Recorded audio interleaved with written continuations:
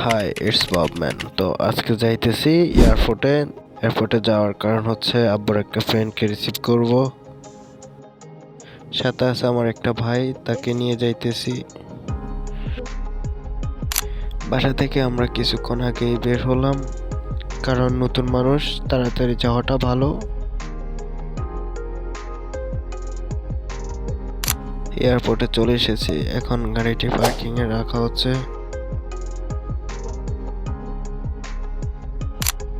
বাইশে আমরা parking lot থেকে নিচে নামতেছি।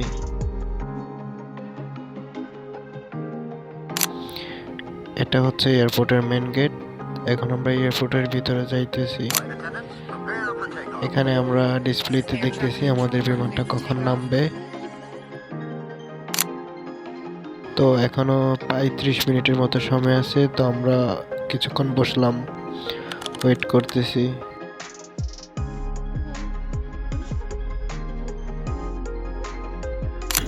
বসে বসে এয়ারপোর্ট দেখতেছি।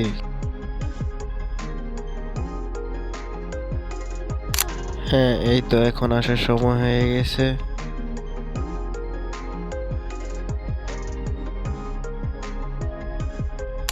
আলহামদুলিল্লাহ তাকে রিসিভ করছি, রিসিভ করে এখন আমরা বাসায় চলে যাচ্ছি।